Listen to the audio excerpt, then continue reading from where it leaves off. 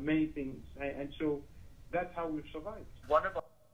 And so integrating, like Mocha was saying, integrating into the private sector takes time, and according to him, it also takes money. Frequent visits to government officials' offices keep you away from your work, and you're going to have to find ways to sustain yourself in the meantime. In his opinion, the private sector seems to be the answer.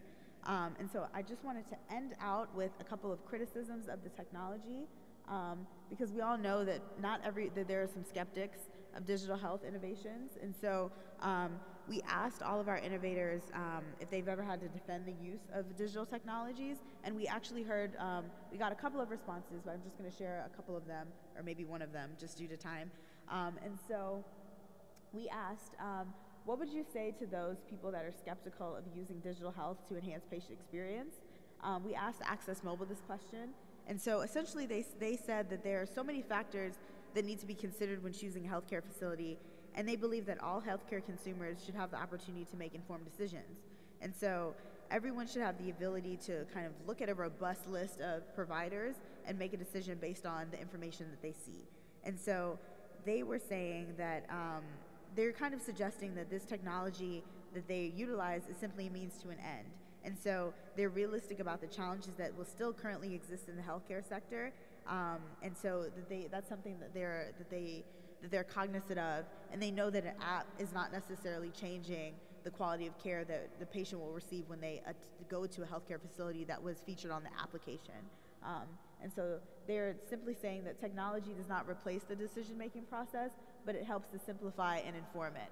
So instead of asking a friend or a family member for a recommendation at a clinic, you can just go on this app and crowdsource information. And so that was key to them. And so just for digital health technologies in the future, a couple of questions that we want to continue to think about is, how do we keep digital health technologies cost effective? Also, we want to know, how do we ensure that digital technologies remain unbiased towards the end users? I've been hearing that a lot in a lot of the conversations that in the different sessions that I've attended today. We want to make sure that the end user will still have the opportunity to still work. We want to make sure that it still represents them and their interests properly. And so how do we prevent digital technologies from disadvantaging service providers in the future as well? And so once a solution is integrated into the market, what needs to be established to ensure the sustainability of the technology? So these are questions that we don't necessarily have answers to. Maybe you all in the audience do, but it's something that I think that we should continue to think about. So yeah, just to reiterate, John spoke about all of these different aspects of digital technologies that have been key to providing key to aiding in the rollout of these successful health models, and then combining that with the market features, trust, increased social capital, and opportunities to actually harness that capital have actually proved to provide some really great models and examples for us to look at for this presentation. So thank you for that.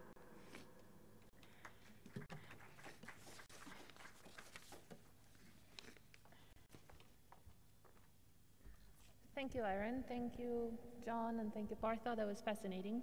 I'm not a health expert, but that was a very interesting overview of harnessing the power of technology for improving access to healthcare, and at the same time sort of not taking just the overly optimistic view and being very open and thoughtful about the challenges, both that your innovators experience on the ground and you guys in trying to aggregate this. So without further ado, our audience has been very patient. I'd like to open it up for questions. We did start the session late, so I will take at least 5-10 minutes over because we started late. So any questions from the audience?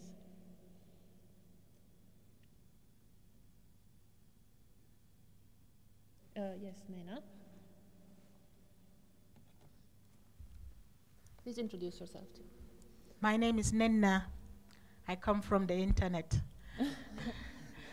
I listened through the gentleman in the middle and a bit from all of you about what you do with data and people's data and how you move data from one place to another and how you send it and how you store it. And I'm like, yeah, that sounds musical, except that health data is one of the most critical data that needs personal protection.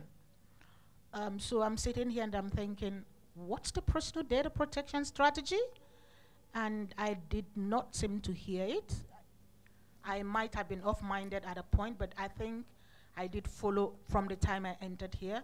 It did not seem clear to me that you communicated to us your personal data protection strategy at this time. Thank you, Nana. That's a very good question. It was on my list as well. So, any other question? Yes, Madhuri. Hello, apologies, I walked in a little bit late. But I'm curious about, on balance, if you, and each of you can answer this separately if you like, on balance, what would you say to anyone who's skeptical of taking health technologies to scale, given all the pluses and minuses we've gone through? Yes, I am Dr. K.K. Srivastava, Professor of Economics from Gwalior, Madhya Pradesh, India. I want to know the satisfaction level of your beneficiaries. How you can measure the satisfaction level of your beneficiary patients? Thank you. Sure. I'll add one to that first round of questions, and then I'll let you guys answer it, and then I'll take some more questions. So one was on data protection issues as well, especially given the very sensitive nature of some of these health issues. The other one was, if you could talk a little bit more about the coverage. Maybe it relates a little bit to the satisfaction of the beneficiaries as well. But just so from IQR, we heard unbelievable numbers of 5.5 million beneficiaries covering 2,300 villages. So indeed, that is the power of technology, right? To spread far and wide. So, but I wanted to hear maybe from your other examples, or sort of what kind of scale are we talking about? So let's start with Partha, because you got the first question, and then Aaron and John, and then we'll collect more questions.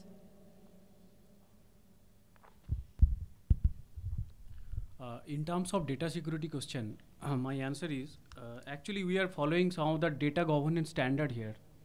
For the personal data, we are using masking to avoiding the patient name and the patient personal information, apart from the clinical aspects.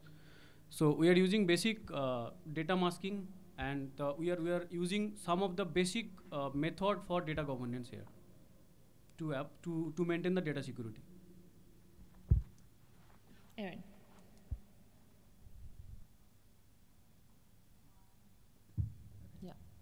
So the question was about what would I say to people that are critical of utilizing digital health innovations. I think that was the question. And I think that based on the responses that we've heard from the innovators that we spoke to, we asked them that question. And I think everyone was really adamant about that, one, this is right now, in a lot of cases, within a lot of models, digital health is kind of a means to an end. And so it's not meant to serve as a substitute for actual patient and patient-provider interactions. It's just in the meantime where, places are hard to reach, or people don't have the access is a little bit more scarce, like the numbers of one provider to 1,000 people. I think that in those situations, it's really key to utilize digital health technology so that more people are able to be served. And I think also they were really adamant about the fact that digital health technologies are not intended, they're only intended to optimize processes, right? So, for example, with the GoZi app that allows you to look and see patient feedback about specific providers and facilities, it's not necessarily new information because you would get that from like a friend or a family member already. But it's just kind of meant to put that information into kind of like a more formalized manner and allow you to add on to that with different perspectives and opinions of other people who you might not necessarily interact with, and so you'll have access to that information. And so I think that what we've just heard is that digital health technologies don't stand on their own.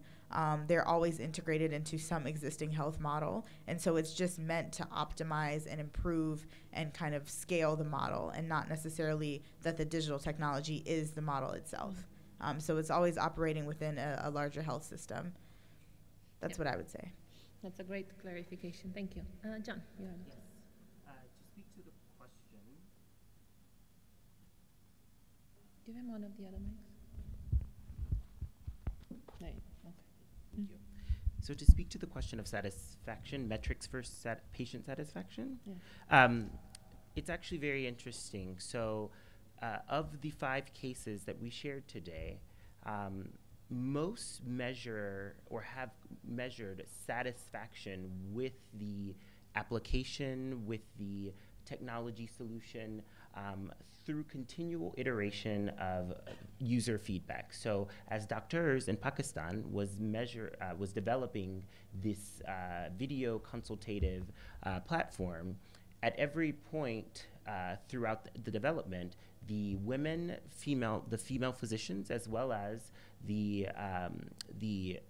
patients who were experiencing the care on the opposite side, were chiming in and saying, "Hey, quality of video, the broadband coverage, was low. We really could not see, face to face. A big part of this is trust, engendering trust between the patient and the provider. Could you make improvements in this way?" And so a big part of the feedback loop that helped to develop that platform was continual user engagement and feedback. I recognize that is shy of an actual quantitative metric, but for the AmHealth application that was developed by Access Mobile, the cognate to that on the patient side is GOSI, and GOSI allows you to rate your quality of care provided by a clinic, a pharmacy, and or a single provider. And so now what we do have is a quantitative way to look at, in East Africa, specifically in Uganda, and now expanding into Kenya, what is the coverage of healthcare facilities that have a rating that's acceptable to the customers, the consumers that they're providing. I don't have those exact numbers for you, but a part of the impact evaluations that they have gone through has shown that, wow, when you give a customer the autonomy to say, nope, do not like it, do not go see this person, or, wow, every time I need my medicine, my statin medicine to address cardiovascular disease, this clinic in this area always has it. And if not, here's a great place to go outside of that. And so in that way, they've started to build kind of a repository of, as Aaron said, a crowdsourced, consumer-based information that is amassed enough that you start to trust it. It looks like the Amazon of healthcare in East Africa. And it gives you a lot of confidence that the provider and or the place that you are going is going to serve your needs in a way that has already been experienced. So it's not a trial, it's not so much of a trial and error when you get to that. And specifically to address your question, Ramona, about the scale of these organizations, I mean, World Health Partners, through their telemedicine model, has reached more than 6 or 7 million people in India. I know Access Mobile, in the limited amount of time that they've actually been an incorporated organization, in East Africa alone, they have 10 public-private partnerships with 10 major Kenyan hospitals that have a coverage of, I want to say it's over 1 million people. So these are really, while I would love to be able to, and I can talk with anyone specifically about numbers, I think the point that is really, that gives us as an aggregating organization for this type of information a lot of confidence, and that really propels the work that we do. And then at a conference like this, that we should really take into heart is that even at the local level, and we can describe local either regionally or in a specific subset of countries, we're really seeing that the technology embedded in a larger program is achieving a program's definition of impact. So I think we have to look at the program level. I don't think that that what World Health Partners has been able to do through a telemedicine model is going to be the same that Access Mobile or microclinic technologies are doing in Uganda and Kenya. That metric might look different from most organizations, but this speaks to the need for contextualization for these metrics and for contextualization of what does scaling look like, what does impact look like. And I think if we start to look at it at a programmatic level, for each of the cases that we provided, shared with you today, we'll start to see that, yeah, maybe there's the potential to grow, absolutely. But they're reaching people at a much faster rate than traditional health models have been able to do so in developed countries, and that's really impressive.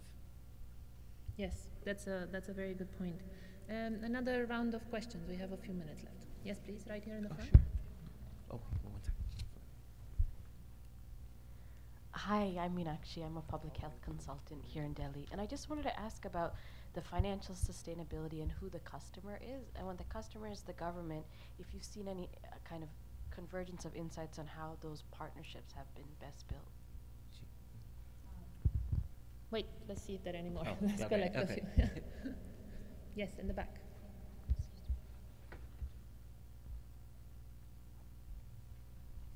Myself, Rajkishore Kushtwar from CSI Institutes.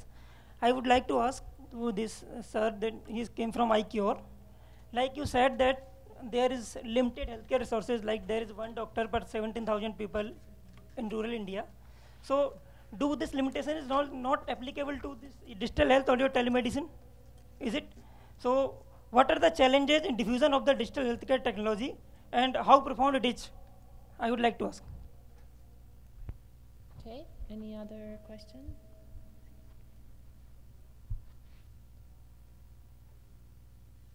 I'll maybe close with one. I'm abusing my chair privilege, but and this may be, worth a session in and of itself. But I was curious in how, first of all, maybe you can say just a little bit more about what you do for these innovations that you identify. Do you fund them? We're all looking for funding.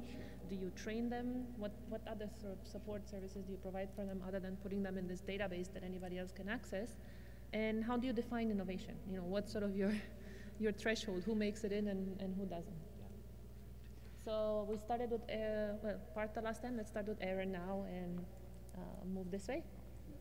I think the question was about partnerships and being able to integrate into the government and kind of what that process looks like, what are some of the key partnerships. We didn't get to go through all of the slides, but there was a section on key partnerships with different insights from the innovators. And so, of course, we see here that the Gopi from World Health Partners is saying that the only, if it's not economically viable, the only other option is to integrate with the government.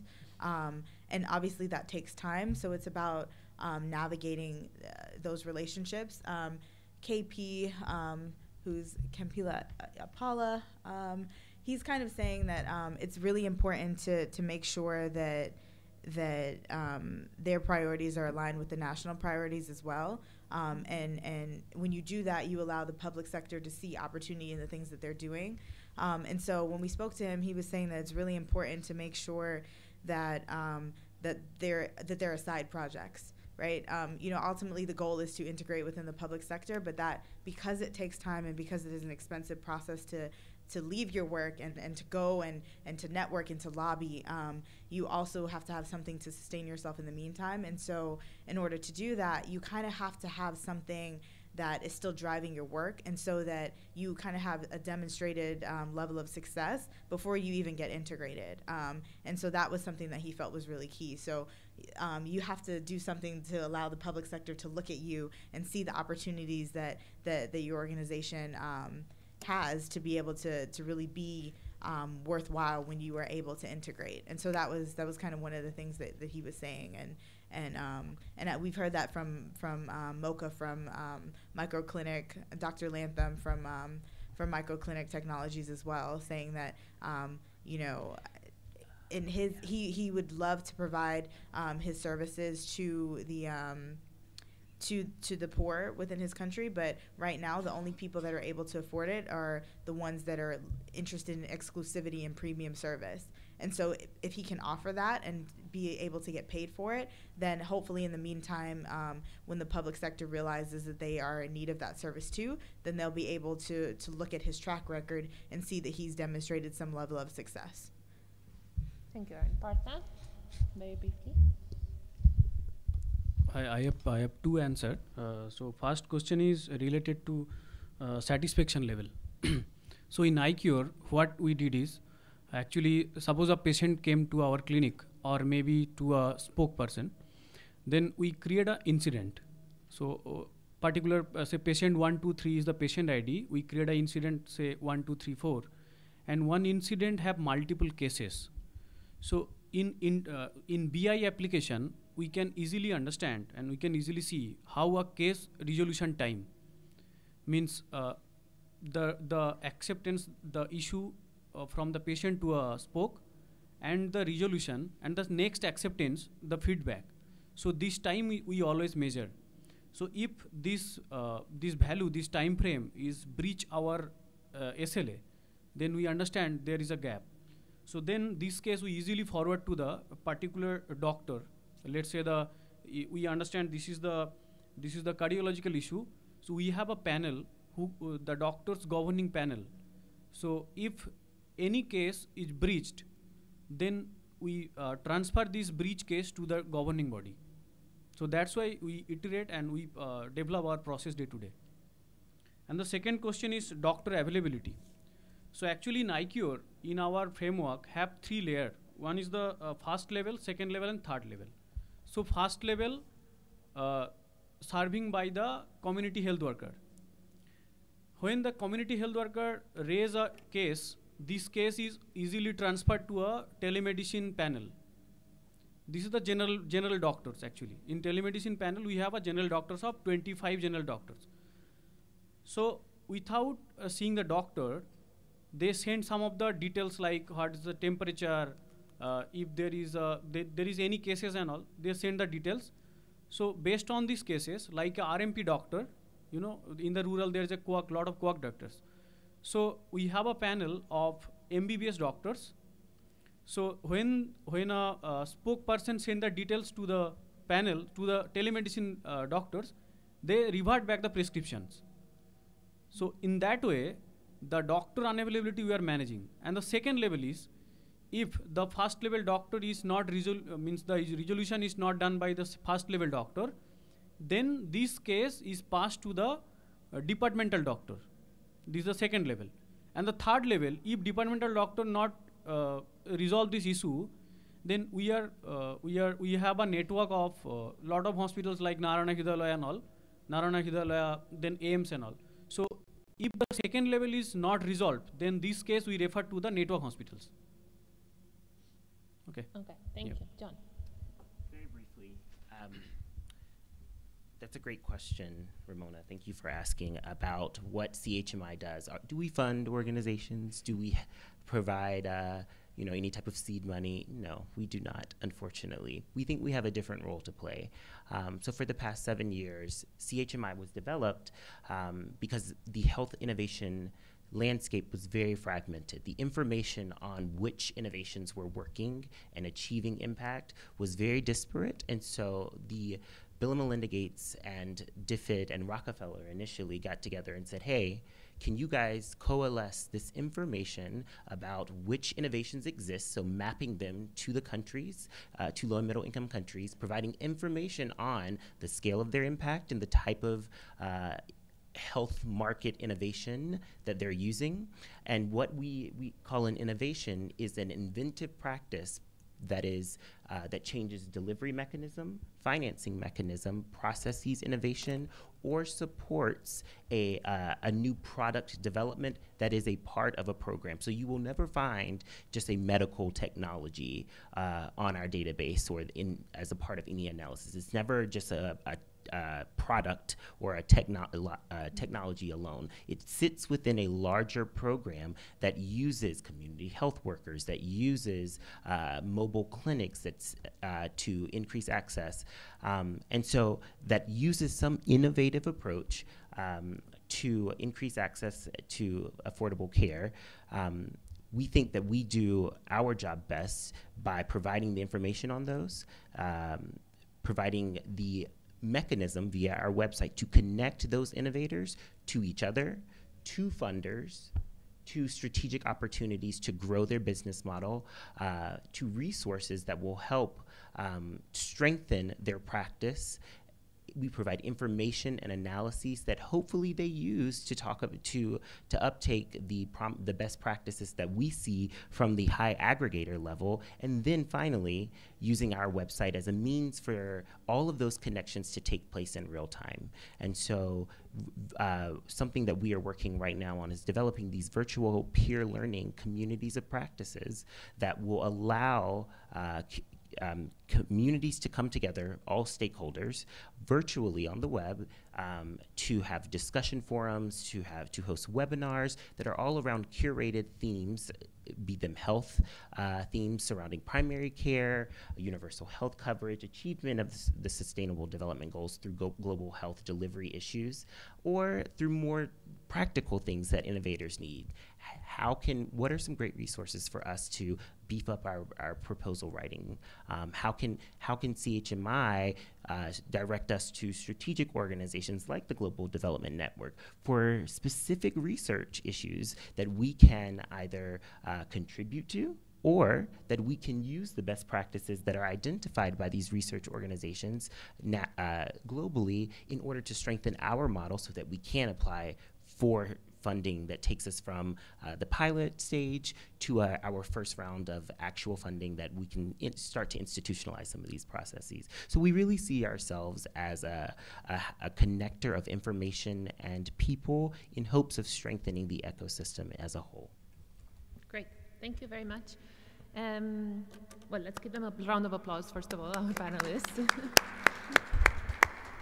I wanted to leave you with just a few thoughts by way of wrap-up, things that certainly resonated with me, and I'm sure with many of you, and they did come up in the questions as well. The first thing I think that they managed to do with this session is to challenge our assumption about using technology and the potential of using technology to provide access to healthcare, especially for marginalized groups, right? We tend to think, well, they're so poor, they don't have access to technology. So how can I use technology to improve their access to healthcare? So one of the very first things that you guys started with was actually talking about how, for example, by 2020, there'll be more poor people with access to technology than to energy, right? So myth number one dismantled. So it is possible, even in places like Pakistan and India with very, very poor and marginalized communities, it is possible to use these innovations, and they are reaching millions of people. So a phone can go a very long way, and we can get access to an OB doctor or eye doctor or even dental care you mentioned. So all of these things I think are fascinating.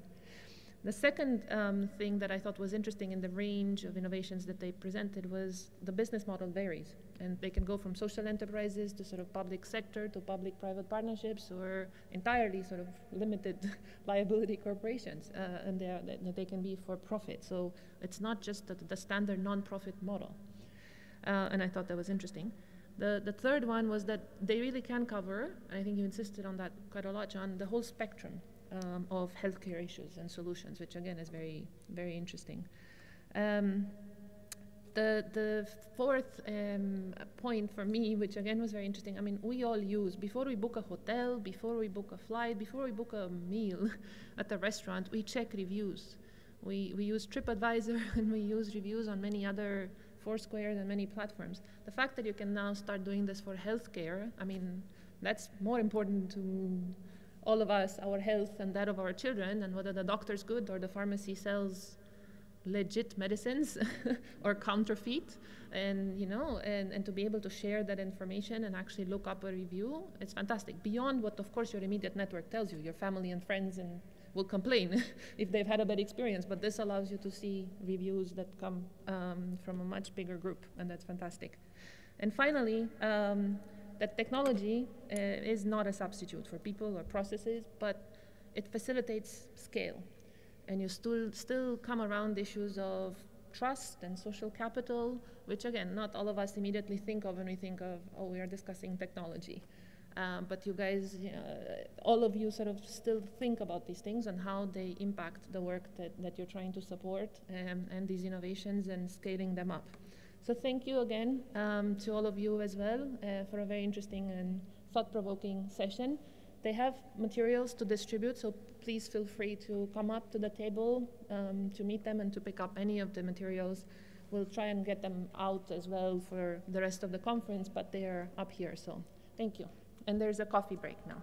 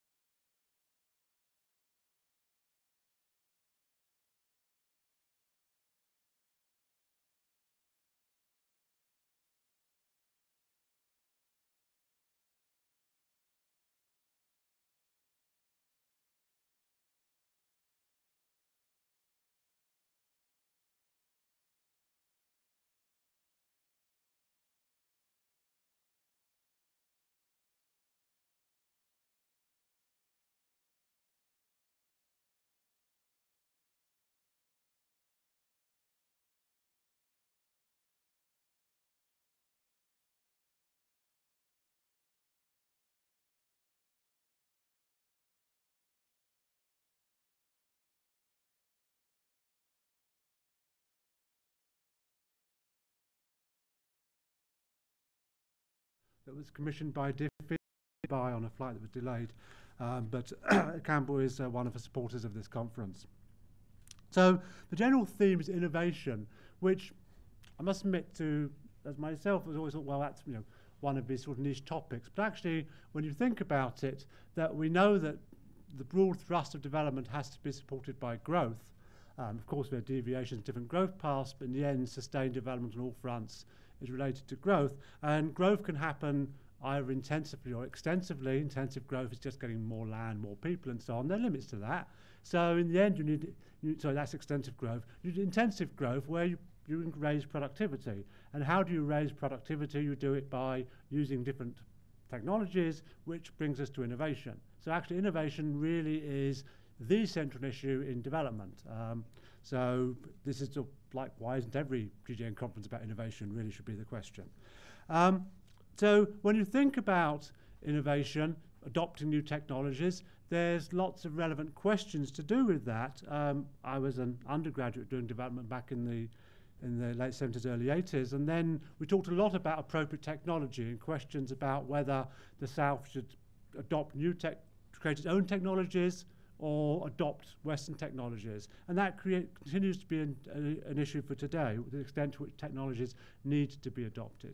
There's, of course, a lot to learn from historical experience. We have here in India the example, for example, of the Green Revolution as a very large technological success story. We have on the modern front the growth of software industries in Bangalore and so on. So it's very clear you've got technological adaptation across a broad range of spectrums, broad spectrum. But you just have to think about across that spectrum, from innovating down in the farm, in the fields, in different farming practices, to innovating in buying into new technologies like the very booming Indian biotechnology sector, which needs a very different skill set.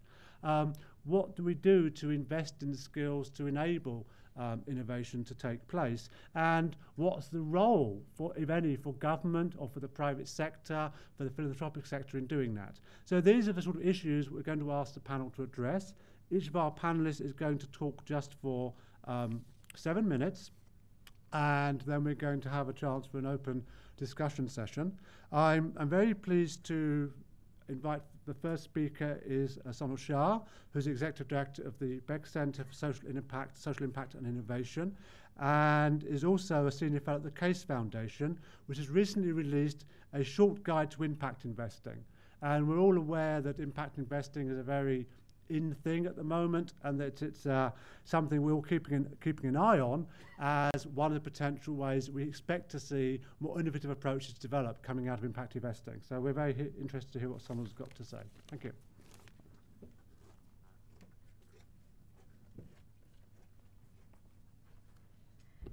Clearly, he is much taller than I am. Welcome. It's great to be here. And I know I can't see everybody, so I'm going to have to talk this way. Much better. It's starting an afternoon session when everybody's sleepy. It's my job to keep you awake for some period of time. I'm going to define innovation in 3 ways and make some assumptions, and then just to kind of set the base of where I come from. I ran innovation for President Obama in the Obama administration, and I'm going to adapt it a little bit from where I came from. So one, I'm separating innovation from invention. So not something that just gets created, but something that gets adapted and scaled over time. And sometimes we mix those two, which is invention, a technology got created versus a technology got adapted and became a norm. So that I'm defining innovation in terms of scaling it. 2, taking it a perspective that technology is a given. We are in a world where technology is happening, digital is happening, technology is changing everything from healthcare to education to energy to everything around us that's happening. So that's a given, and the question is how ubiquitous it becomes and how much more quickly it can get adapted at a cost that's available to everybody, that also leaves everybody to participate and not just be creating a wider divide between the rich and the poor. And third, answering this question on emerging global South countries that have an opportunity to really adapt the technologies, but kind of adapt it in a way that's needed for them, not adapt what is seen in the external world. And so let me just start with technology. It is already becoming ubiquitous. You see this in the Global South already. It's not whether it happens, it's how it happens and when it happens. So first, if you look at things like mobile money, it's already happening. Whether you look, especially if you look at places like Kenya, Uganda, Tanzania, mobile money is a norm and it's a way of operation. The key in this to understand about mobile money is the role of policy. What happened in Uganda and the use of mobile money and Kenya was because the government and especially the central bank actually played a role in allowing that to happen. It's not just that some technology got created and somebody created a business model around it and therefore technology got adopted. There was actually a role between technology and policy and thinking about how it got adapted for the poor. And what's more interesting about mobile money is to think about the way that was applied was actually to allow the poor to actually participate in the system. It wasn't we started it for the rich, then we adapted it for the middle class, then we adapted it for the poor. It actually started with we're starting it for the poor, and it got adapted by everyone else because it was a cost-effective enterprise. The same thing has happened with mobile in places like India. The cost of SMS went down largely because countries like India and others adapted and made it cheaper to use SMS. It was much more expensive in the West than it was and has been in India over time. How that technology got adapted and for what it got adapted and how it got used came down to almost less than a penny for a cost of using SMS. In the US, up to about 10 years ago, it was 10 cents per message. Right, so the cost had already gotten down in Global South countries long before it came down in the developed countries. So just keeping in mind that adaptation is already happening. It's not whether it's happening or when it's happening, but it's happening and it's how it it happens. Other places, in the session before this in healthcare and other places, technology is already being adapted in the Global South. How quickly mobile health, mHealth, others are working is important. It's understanding that. Let me move to what's really interesting in this is really thinking about what are the business models for scale? What does it take to actually scale these technologies? How do you invest in them? What are the types of money that's needed? And the challenge in this space is really, there's lots of money in the invention space, in pilots, and very little in the scale space. And really thinking about what that model is from invention to testing, to growing, to scaling, and then where does the ultimate payer become and what needs to happen. And that somewhere sometimes, especially in development, is between the private sector and also the government. It's not all private sector and it's not all government, it's somewhere in between, and it's figuring out what those business models for scale are, but really thinking about the differential models for business and how that scale begins and how that happens. You'll hear from some of the other panelists in terms of the innovations that they're working on. Really questions of what those business models for scale are is important for us to know.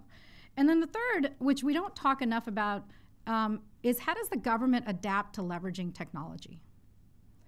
We think about technology as just the private sector. There's an invention that gets created and then the private sector is going to make it ubiquitous.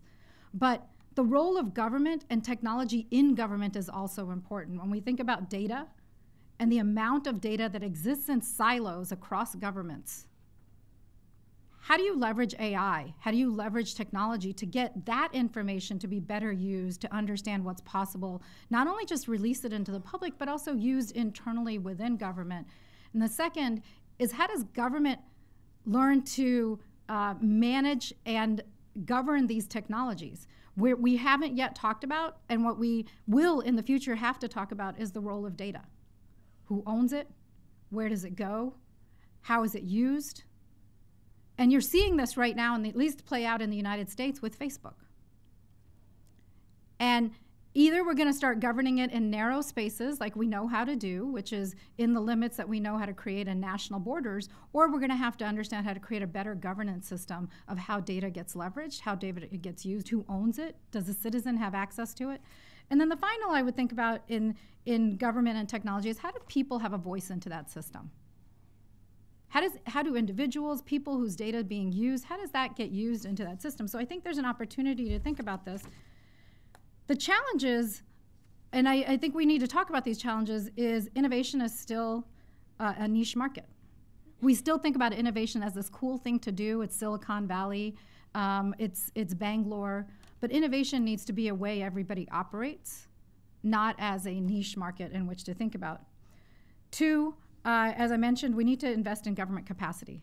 There's no way you're just going to be able to do this from the outside without understanding the role of government in the process of this, especially in development, especially as you think about the poor. And three, really give people this, make people the center of the solutions. Not just how do we develop something for the poor, but how do we know what the poor need, so we're developing applications that they can use. And that's a challenge that we face. So 3 recommendations for governments: build capacity, create adaptable policies. Policy making right now is still very top down. We make the policy, we adapt, we think about the policy, and then 10, 15 years later we might think about it. 2, academia, we need more research on what it takes for innovation to get adapted and scaled. And there's just not a lot out there in terms of the development space on the scaling portion. And 3, civil society, I would say civil society just needs to think bigger about data and technology, not just small pieces of adapting things, but really thinking about how can data be thought about differently. Thank you.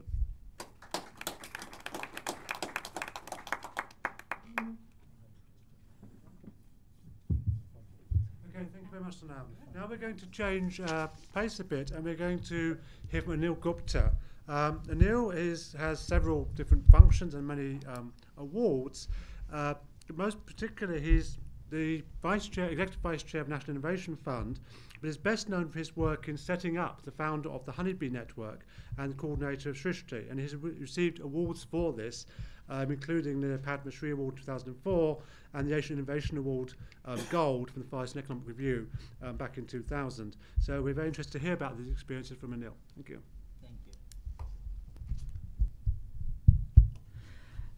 It's wonderful that I heard Sonal, who I have known when she was working for her doctorate, on a wonderful subject of user-driven innovation, which resonates with the work that Honeybee Network does very well. So it's wonderful to have a good point to debate, actually. And I thought, why not begin with the debate? Because the meetings of this kind will lose their relevance if we don't argue and don't debate.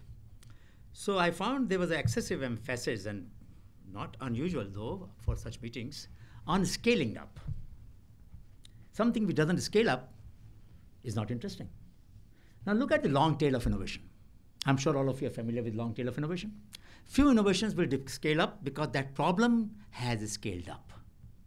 But what about those problems which are niche specific? Should they be ignored?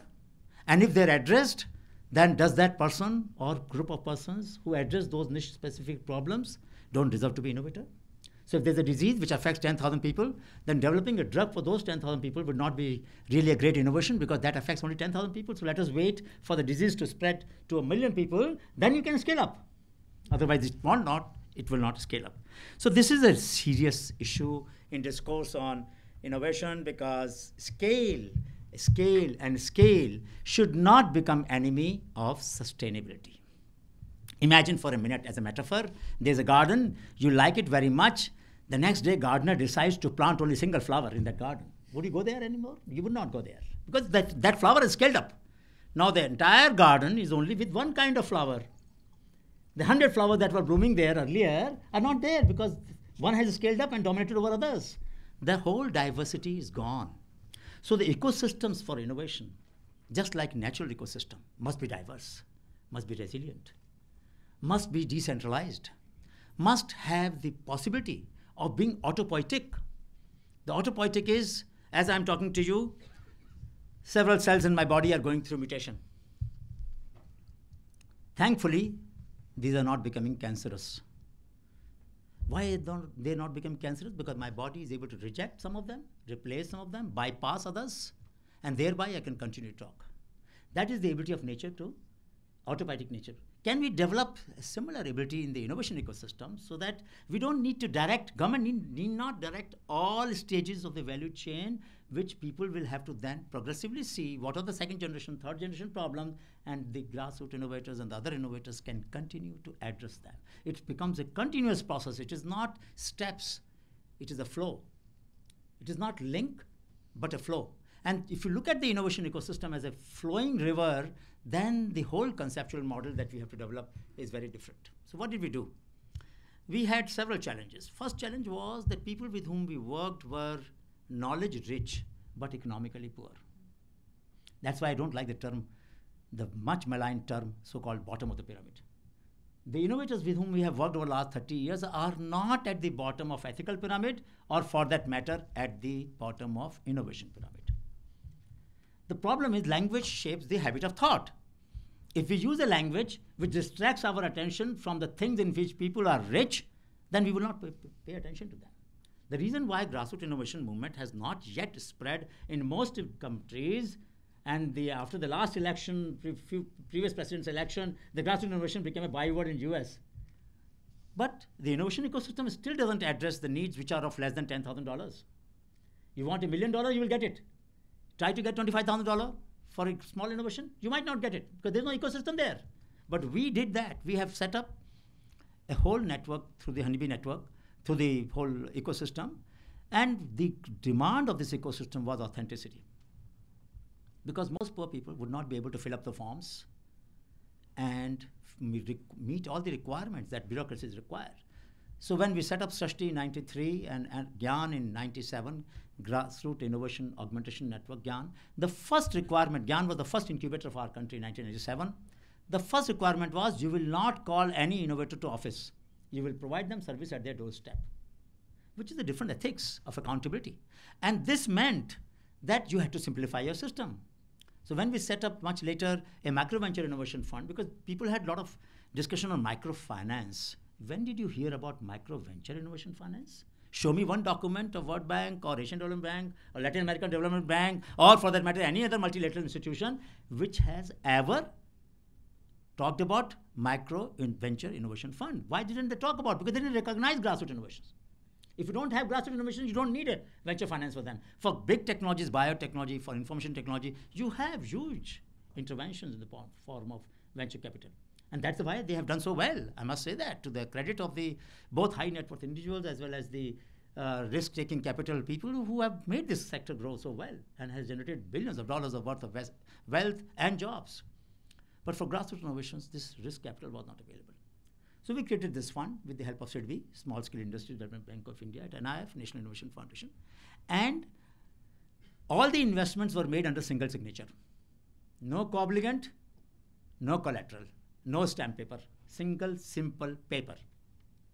And 85% of the money came back. And no supervision either, because our team was very small, 3-4 people in the business development section. So what I'm saying is, it is possible to develop a trust-based ecosystem. In all the meetings that we have at higher level in our country and maybe many other countries, trust deficit turns out to be the most important culprit, because there is a lot of distrust about what government does, what people do, and somehow they don't meet. Now, having said that, what did we do further? So we realized that if we have to scale up, we will not scale up only each innovation, but we will scale up the access. We will scale up their platform. We created several platforms. And one of the platforms that we made possible, which made the largest contribution to the open source content, was the Honeybee Network database at srishti.org. We have what we call as Grassroots Indian Language Database, Guild. And then we also had the first Honeybee which came out of a country was China. China has a very strong Honeybee network. From 30 provinces of China, we got more than 6,000 grassroots innovations. Innovations that China had not paid attention to before, till about 8 years ago, we started with Tianjin University of Finance and Economics. So China realized that if they have to have inclusive society, they must also pay attention to this. And we helped them build their capacity, and they came and attended our Shodh Yatras, walked with us in different parts of the country, and thereby built brick by brick a very good system which now is engaging students with the grassroots innovators of their society, which is wonderful. So what did we do with the databases? We realized that the open source database in different languages will be the crux for large-scale experimentation. So let me just come to the last few points and let me sum up. So first thing was databases in Indian language. I would have preferred multimedia, multi-language database. We couldn't afford that too much. We did make some in 97. 2000 and 2001, but we couldn't make them far longer. We set up awards for children, for college students, for grassroots innovators, for professionals. And on 19th of March, Festival of Innovation and Entrepreneurship was hosted by the Honorable President of India at President of India's house. And I'm just coming from there. And you're all welcome to visit the exhibition, which will be on till tomorrow, if you can find some time. And this exhibition celebrates the awards of students, college students, grassroots innovators, and other contributors to the innovation system. The last point I want to mention is that sink to source is a major transformation we need. Poor people are not just sink of your advice, sink of your sermon. They're also source of ideas. And I treat the same paradigm for children. We have made children do research. Today, children have gone from class 5, 6, 7, 8, 9, 10 to different parts of Delhi. They will do research. Tomorrow morning, they're going to present their solutions. We have discovered that children can find solutions to the problem with which we learn to live indefinitely for such a long time. So the idea of children as researchers is very powerful, and we have learned a lot from them.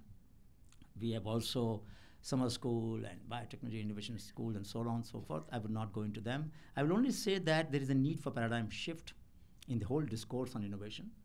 Let us try to become humble and realize that yes, we need a bridge between formal and informal science. We need a partnership between government, industry, and civil society, no doubt about it. But we need this partnership with much greater humility and much greater authenticity. Thank you. Thank you, Anil. Okay, next we're going to hear from Chandan Bhavnani, who's the Executive Vice President of Responsible Banking at Yes Bank. His background is as a sustainability professional, and that's reflected in his current work at Yes Bank, where he's responsible for supporting climate finance and other CSR activities, including new avenues for mainstreaming climate and sustainable finance. Thank you, Chandan. Thank you so much. Well, Sonal may have woken you up, and or rather, Professor Gupta would have shaken you up. I hope I don't put you back to sleep now. I think this sort of a initiative and a program is happening at a very right time. Yesterday we had the International Day for Forests. Today we are sitting on the World Water Day. And to talk about such things is good, but even better is to transform the knowledge to action. What Pierre said yesterday at the roundtable, and I think with the developments that have happened over the last couple of years in form of 192 countries coming together at COP21, SDGs being formed and formulated, corporates coming up and playing a big role, taking responsibility. I think the world has already entered this era of implementation, if I may call it. And India has a very big role to play here. Our Prime Minister, Mr. Modi, has already said Paris or no Paris, our commitment is there to the future generations. And Lise Kingo, she's heading UN Global Compact, and what she said is that if India is to fulfill its SDG targets, 50% of the world's SDG targets are going to be met. Now, India suddenly has a big role as a superpower to emerge now. But there are restrictions. This requires stable and pragmatic policies. This requires huge amount of institutional capital. And it is estimated that SDGs, as per UN estimates, require about 90 trillion USDs. Now, that's a huge amount.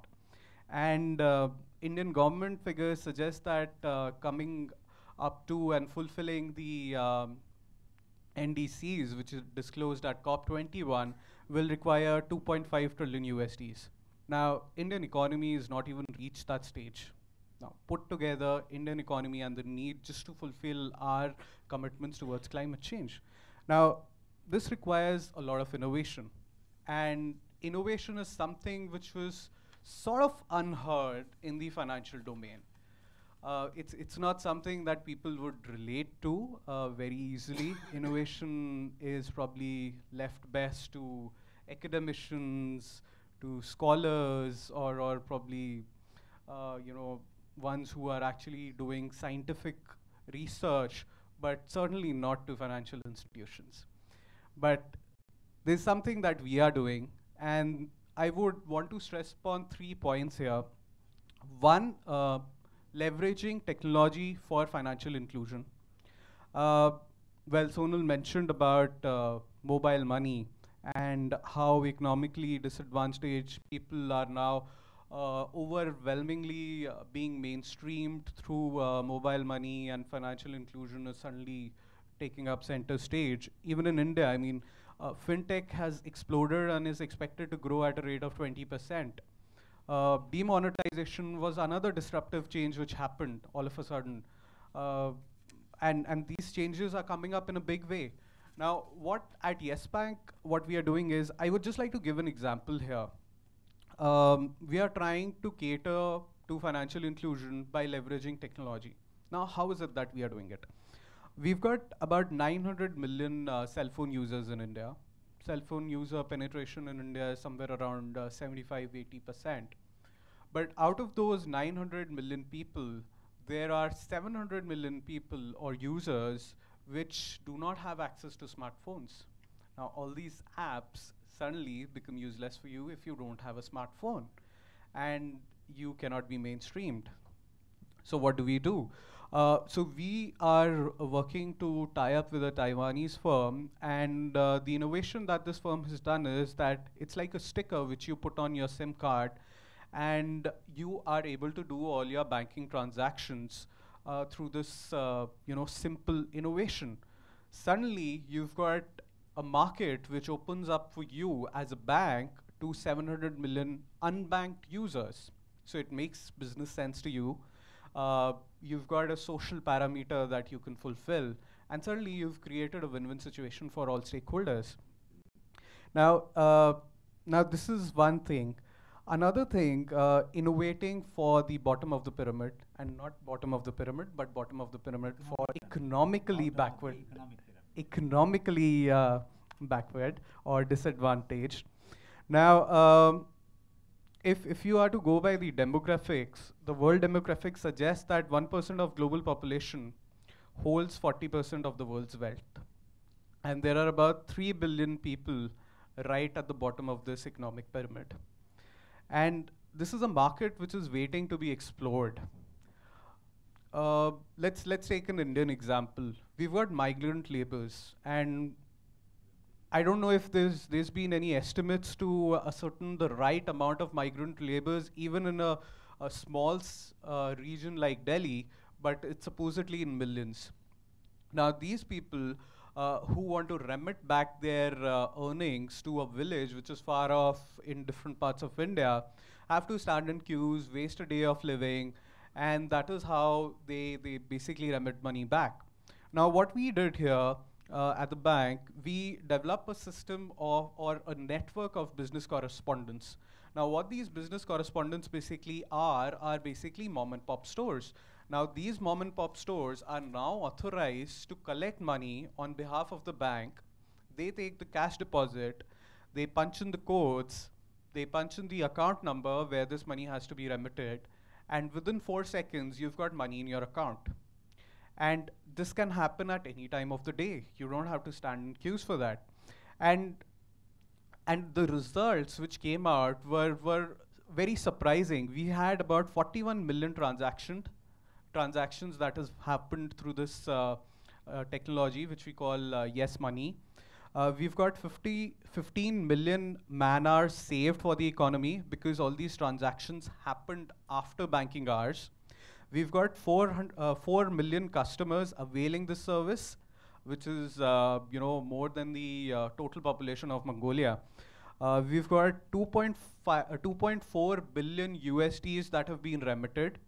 We've got 50,000 plus branches of 80 banks receiving these remittances. 40,000 mom and pop stores who've engaged with us as business correspondents, and this acts as an additional source of livelihood for them. And there've been 51% repeat users, and 52% of the transactions have happened after banking hours. Now, this is the scale which is available in India, and I guess that's why everybody in India is so, obsessed with scalability, because that is when the margins actually kick in from a profitability point of view.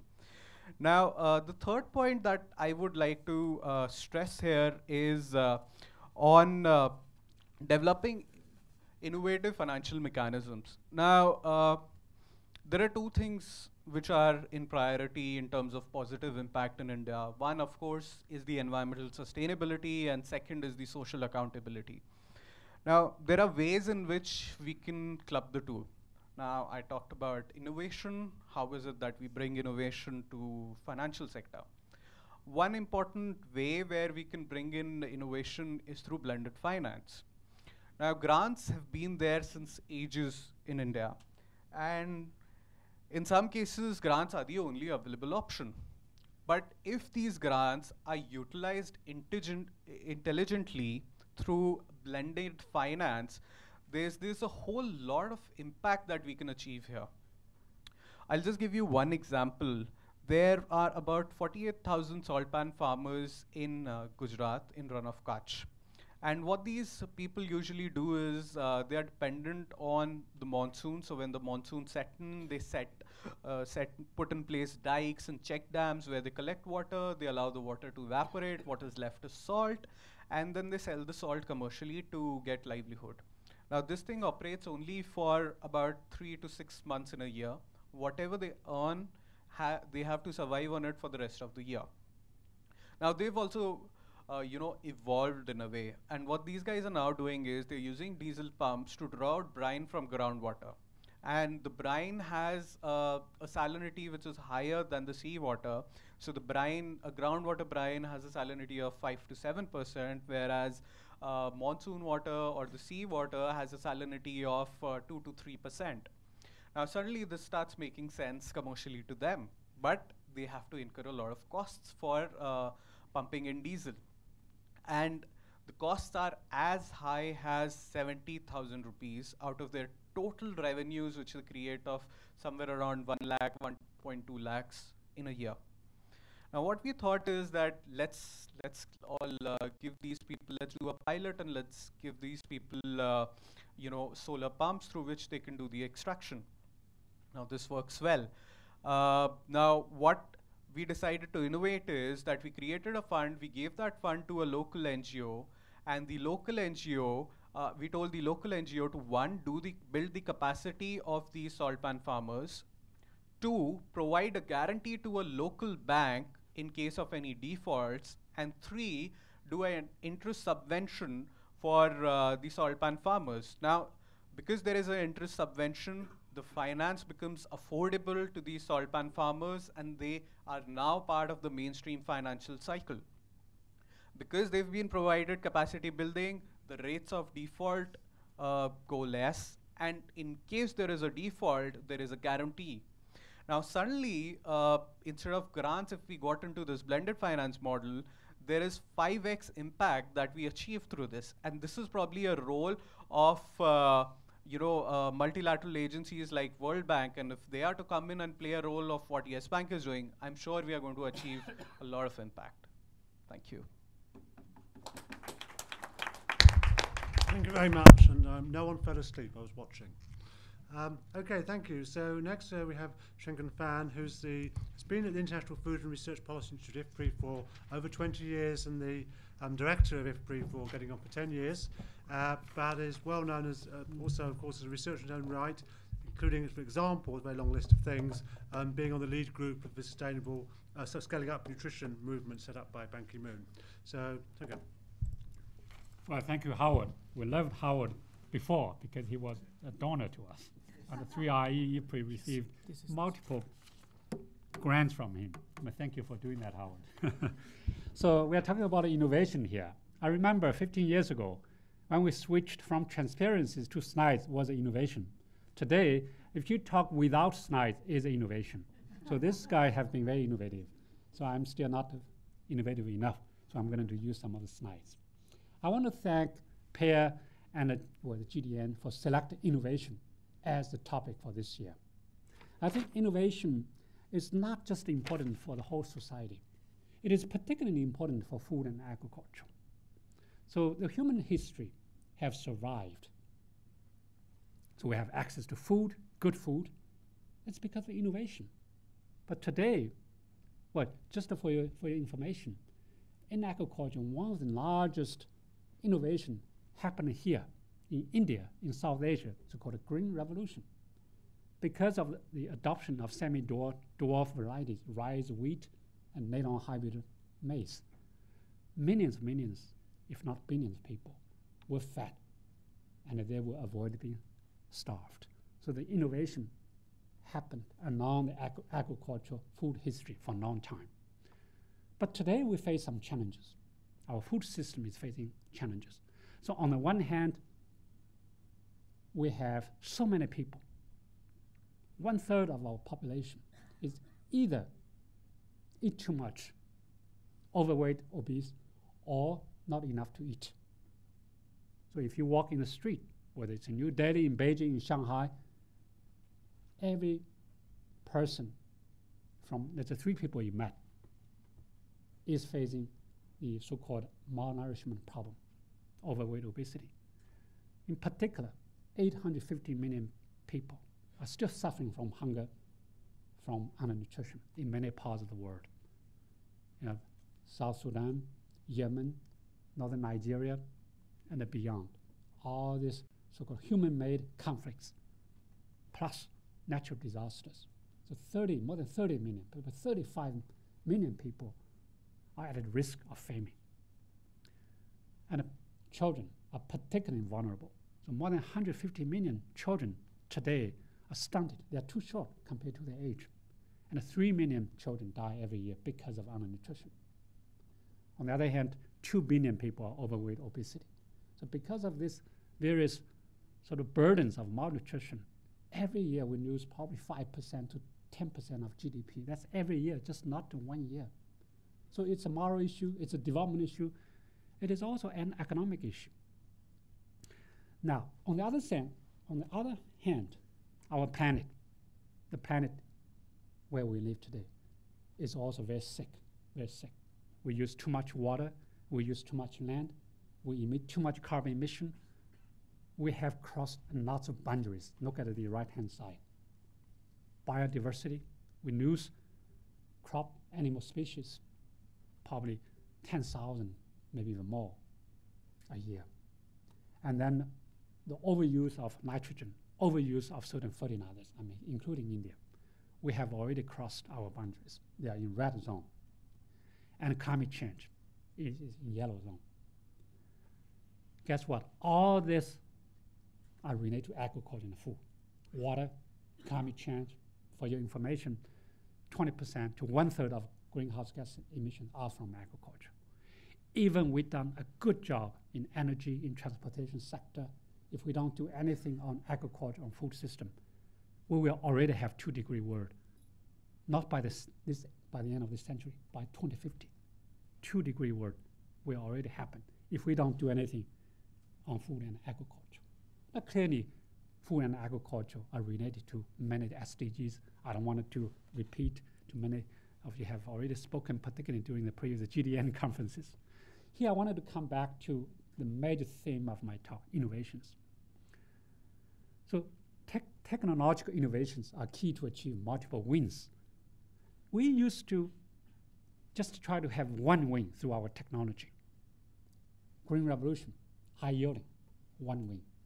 Then later on, we also try to bring nutrition into our foods, called biofortification. You add micronutrients, iron, zinc, vitamin A, into rice, wheat, maize, sorghum, millet, and so on. So you eat the same food, but you have more nutrients. And we also have certain technologies that can deal with climate change, stress resilient varieties. I think single win is not acceptable anymore. The newer technologies, newer innovation in agriculture and food must have multiple wins. Win in nutrition, win in climate resilience, and obviously win in yield. We still need to produce more. So we do have certain technologies now. The CGIAR research institutes are introducing newer varieties that have triple wins, or maybe even quadruple wins. And here I also wanted to go beyond the innovations from scientists. They are very important. I think Professor Gupta mentioned about grassroots innovation. I very much agree on that. I came from China, used to be a smallholder farmer. Innovations from farmers, very practical, lower cost, and they're equally important. They can improve, for example, in Kenya, is planting basins, just to create a basin for tree crop, for certain crop. You can increase the yield by 1/3, save water by more than 1/3, and so on. So just let you know that these technologies are equally important. But obviously, there are some game-changing technologies, let's say from the San Jose, Silicon Valley. Impossible meat. I know the Indians don't want to eat meat, but there are some hamburgers that are coming from plant-based materials. And I have tried some of these technologies. They're equally as good as meat, but they reduce carbon emission by 80%. They reduce water use by 80%. They reduce the land use by 80%. So keep our mind open. I think policy innovation is equally important. I think here we talk about technologies, cell phones, internet. The policy is equally important. How can we innovate? So we still use too much subsidize fertilizer, water, electricity to produce rice, wheat, maize. Can we reform some of these subsidy policies, gradually reduce them, use that money to support more nutritious, healthy, sustainable food production of foods? Or can we tax some of the unhealthy, unsustainable foods? Beef, I know the beef is not the favorite food over here. For your information, beef has the largest carbon footprints, large water use footprints. It's a social problem. It's a social cost. Can we tax them? Use that money again to promote more healthy, more nutritious, more sustainable food production. So policy innovation. Institutional innovations. Here in India, we have seen tremendous innovation from the institutions, local communities. One of my favorite story is the Indian Dairy Development Board. So not only at a national level, at every level of the government or of the community, they have a network to help smallholders to produce more sustainable, nutritious dairy products. 13 million smallholders are in that network. 6 million of them are women. Because of that innovation, children's nutrition, children's health have been improved because of that. I think mutual learning is also very critical here. India, China, Africa. I think Gupta mentioned about the India and Africa collaboration. I think Sonia also mentioned about it. November this year in Bangkok. So we are going to organize a big conference to bring not just researchers, not just policymakers, but also practitioners to go to Bangkok to exchange their ideas, to learn from each other, to innovate it together, to tackle the hunger and the malnutrition issues. Okay, thank you very much.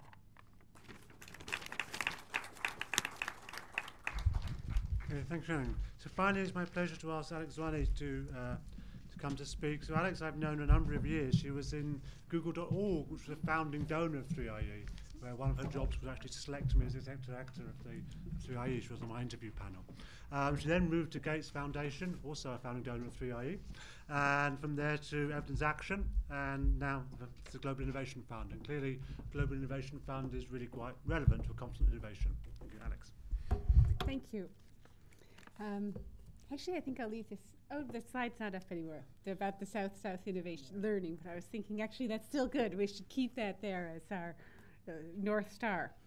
I'll circle back around a little bit and talk a little bit about the architecture through which we fund innovation more generally, which I think is a nice flow for the meeting. Very well done, Howard, as a just-in-time setting up this panel of big picture, some great practical examples of what innovation looks like one more time.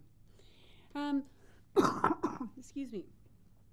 I'm going to start with two stories, though, and about two companies that the Global Innovation Fund is thinking about investing in. And the first of them is a company in Rwanda that is part of the nascent e-commerce industry there. And what they sell, their primary product that they sell is contraception. Products that it's often difficult or taboo or embarrassing to go and buy through other market means. But this company, which is great from a social perspective, a social investor like me, fantastic. But the other business line of this company, and frankly where they make a lot of their money, is they sell beauty products, fast-moving consumer goods, lotion, shampoo, et cetera, et cetera. And so one of their first investors has actually been Unilever, who's recognized that this is a new channel by which to get their products out into new markets. And they're thinking about this as a replicable model for throughout the region. Another example. Who would you think are the vanguard leaders of e-commerce in Cambodia? Well, it totally surprised me to learn that that market is primarily being led by women who go to Vietnam, buy beauty products there, and then come back to Cambodia and sell them over their Facebook pages. And the companies that people are now investing in are the ones who will sort of create a like nascent DHL type delivery service who will link with these women who sell these products on Facebook. And you know, this is not leapfrogging, right? In the way that we think about the story of go from no telephones, skip having a landline, go straight to mobile money. This is something different. This is taking platforms, sort of generalizable, disruptive idea, and making it solve local needs and local problems. And I think that this is really exciting. This is the exciting kind of innovation. And it means we really need to have entrepreneurs, local entrepreneurs, in the driver's seat of the innovation agenda.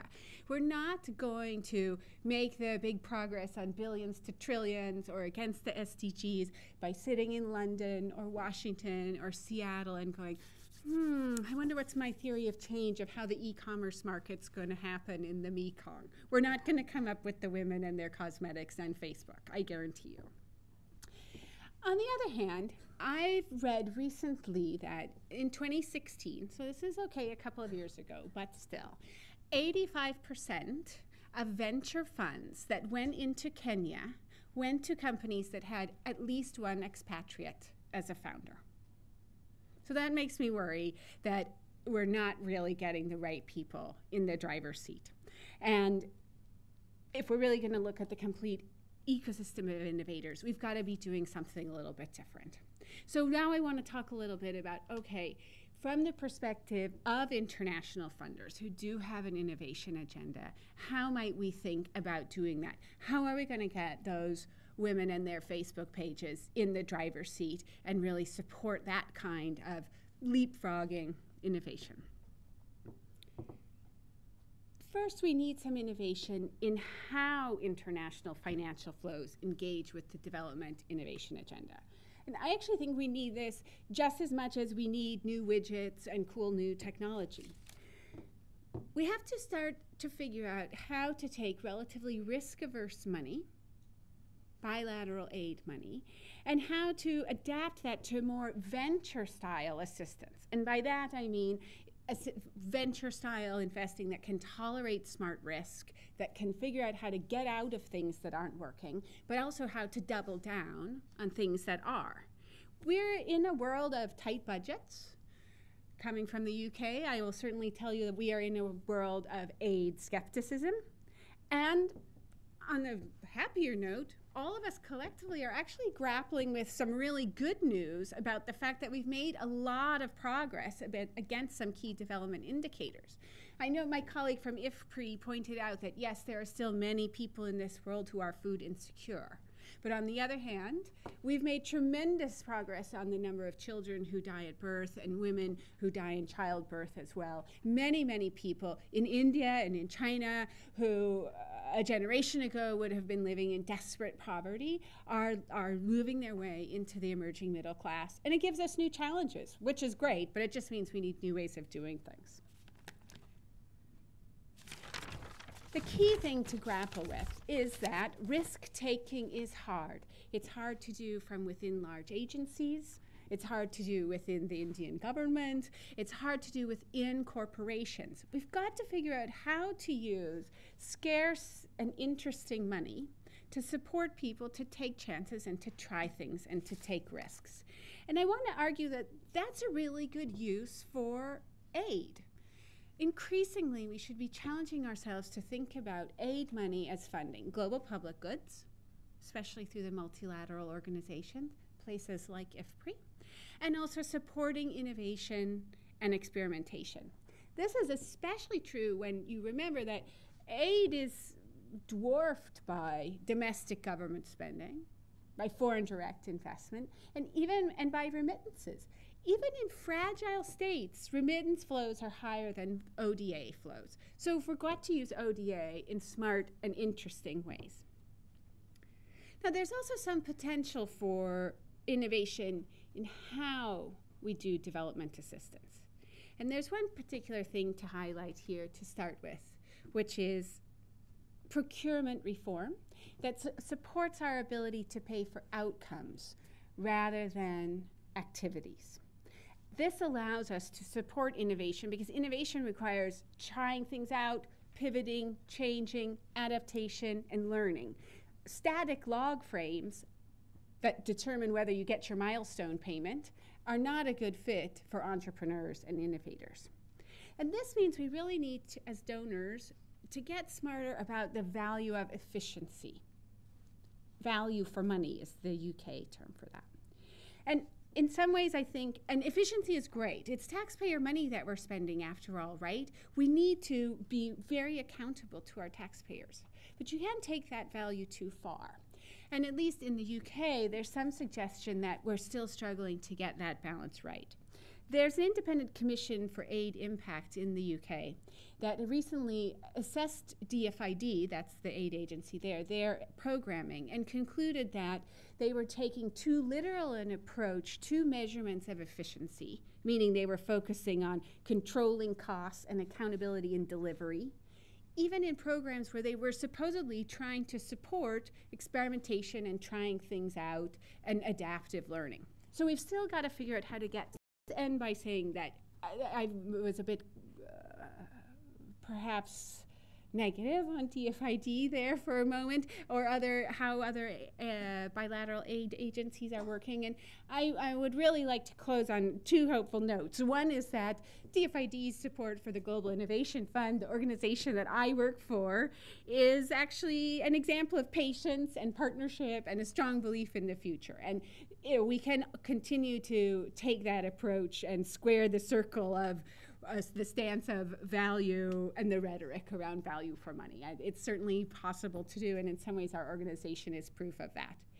And so I'll close there by saying that development assistance can make a unique and important contribution to our innovation agenda if we just think about how to deploy this tool in the right way. Thanks. Okay, thank you. So we're going to open up for questions. I'm going to have a question myself for Alex, first of all. Once I open to the floor, please, I guess we've got roving mics, yes? So make sure you have a mic before you speak, please. And please introduce yourself, and please keep your questions short and to the point, which I'll try to do. So Alex, you're talking about encouraging innovation and basically rewarding results and outcomes. But innovation means we have to allow failure. So how do you marry those two? So part of, I think, It is, yeah. It is. Okay. So I think there's a couple of strategies that you can use for that. And again, this comes back to sort of a venture-style funding approach. And I'll highlight a couple of things. One is to take a tiered or stage approach to risk. Small amounts of money for highly exploratory, highly risky things that you can do follow-on funding for as ideas prove themselves out. And you can also give yourself, as a funder, off-ramps for things that aren't working. And by aren't working, I mean either aren't delivering on impact or aren't delivering on scale and sustainability.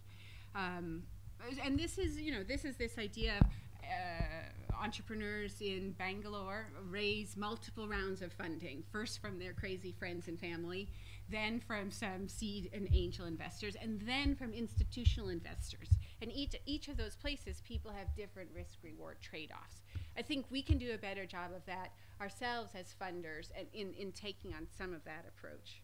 The second thing is we should do more of backing teams and entrepreneurs rather than funding programs.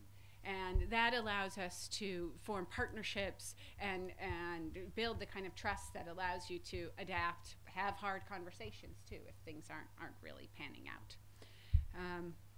And then I'd make one point about evaluation, and maybe you could weigh in on this, Howard, or you and I can talk about it over a beer later, one or the other, is that actually we can evolve towards using evaluation as a source of innovation itself, rather than merely an accountability tool about what works, so that you're learning about whether the effectiveness as a program, while you're also learning about how do we maintain fidelity around those outputs as we get bigger and bigger. And we can actually use our interest in evaluation to undergird our commitment to innovation.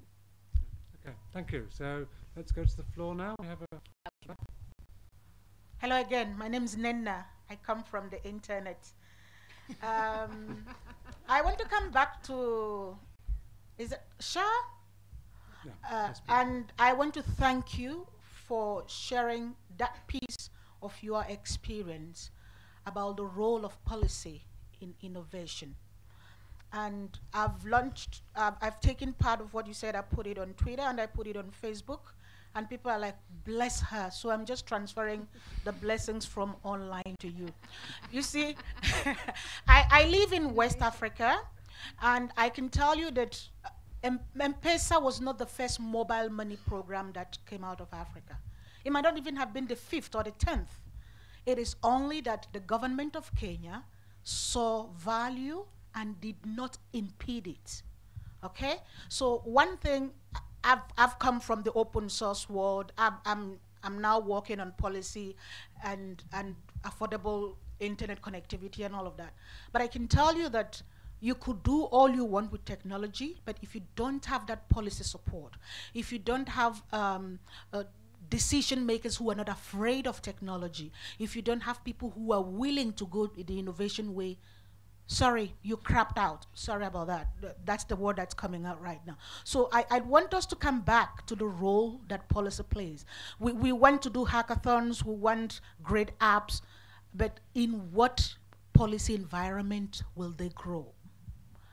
Do we want to think that we will encourage the continuous dialogue? Maybe something I want to call innovation dialogue. A face-to-face with creators, with developers and policymakers, and say, do not be afraid, we can try it. If we fail, that's fine, but let's give it a shot. But what happens in many of these global south countries is that because someone does not understand it, he's like, no, we're not doing it. Because something has failed, 10% of it has failed, you are going to condemn 100% of it. And I'm very happy with the people who are on this panel, because you seem to lean towards let's try it and find out it works. But I just want to put it on the table that in the global south, we really need to espouse a policy of fearlessness and of continuous dialogue on innovation. Thank you. Okay, thank you. So I'll collect a few questions from the floor, then come back to the panel. So we have someone else? Yeah, can I? Yes, please. Thank you very much. I am Dipayan from South Asian Forum for Environment, a civil society organization. And I would like to thank the panel for uttering these words civil society twice in the discussion, which was randomly missing in the first plenary. And when we are talking about innovation in the context of Global South, I think civil society organization has got an immense role, because in a resource anemic ecosystem, when not sustainability, but survival is to be fought, I think it is the civil society organizations who can take the risk, and probably on the second line comes the entrepreneurs. But it has got an opportunity cost for the civil societies, and we expect that the policy should have some license to support the freedom from the fear of failure for every civil societies. And if we really want to transform the science or the technology down the lane to the grassroots, somewhere we need the civil societies to act like a catalyst. This is a humble observation. I think the House should take care of that. Thank you. Thank you very much. We have a now question down here. My name is Bhisma Subedi. I'm from Nepal and with the organization called NSAP. I would like to thank you very much to all of you. Very important issue, this afternoon. I think, from my experience, working with a lot of grassroots people, the government and the private sector, when you really find the good solutions for the community by using their local resources, for example, agriculture and forestry, organizing women and the poor and linking them in the bigger value chain and the bigger market, even in the Western market. Sometime, the bigger problem to start with is I think some of you have very rightly indicated that there are, the impact level and not only the financial return, but there are environmental and social when we actually introduce those to do the more responsible way of doing business. Then upfront, the payment, the upfront, the investment, it is very difficult to come from the private sectors, especially, when they are organized, poor people from the grassroots people, organizations, trying to be entrepreneurs, making investment is very difficult because the benefit goes to the environment and the society bigger, but also, some financial return from them. And we have made, some analysis in some cases that, say, for example, if you invest $100,000 and your return may not be, maybe 10 years is difficult, but if you add on like 40, 50,000 extra from somewhere else, so the social and the environmental impact you measure, that would be for the society and the development or the government to support, and the company can also make, in the longer run can be very sustainable. And we have created some, the interesting, these companies together with a lot of, the grassroots organizations. I think this is something to consider, in the policy and the financial, the mechanism, to recognize. And I would like to, hear, your reflections on this. Thank you. Okay, thank you. We had another question over here. Dirk de Velde from ODI. Just one observation was that I witnessed a presentation by you, Howard, about 2 years ago, in which you mentioned that I think science, the stock of science is increasing, and the stock of knowledge for scientists is increasing, but the stock of knowledge with economists isn't increasing, or thinking about how to do things, and we actually need to continue to learn to do this. And just to combine the previous two questions, I think in terms of how to do things, we need to learn and be experimenting. In terms of M-Pesa, for example, I think the DFID program was seed funding some of the initial activities, and I think that's the sort of things that I think would be really helpful to be looking at. And in terms of Nepal, for example, there is the Economic Policy Incubator, which is helping the government to be thinking around, not around a very strict lock frame about this policy change has to be delivered, but it's just support a policy change and just see where it goes. And in that case, they've been working with the investment policy, for example. So my question really to the panelists is, what instances do you know of where this iterative approach, this problem-driven approach has worked, where you help to solve problems of investors one by one, and then you scale it up if it works? In which circumstances has it worked? And I think that's if we know about that, and if we spread the word around these these instances, then we can sort of foster a much more iterative approach in all our programs. And I think that would be really helpful. Okay, thank you. That's an interesting question. Okay, let's take one more. Let's done one more. Okay, maybe two. A lot now. We've got lots now. I'm going to go to. So I'm not going to take any more just now. I'm going to go to the panel. Then I'm going to come back, and I've seen 3 questions I'm going to take in the next round. But first, to go back to the panel, I just want to go from one end to the other, and you can respond to any or none of the questions as you wish. You may also have something, when you're hearing one of your colleagues on the panel speak, have written something down you'd like to have said you didn't get to say, and now you could do that. So we'll start with Chandan. Sorry? You want to say something? Okay. So I take your time. I borrow your time. There were 2 or 3 very interesting remarks, comments which need response. One is about how can policy make the conditions for the investor more attractive. We transferred 3 technologies, Srishti transferred 3 technologies to Kenya, a small tractor, 3 and 4-wheel tractor by an innovator, Mansukh Bhai Jagani from Abrili, one multi-purpose food processing machine from Dharamveer, and a dibbler for sowing seeds.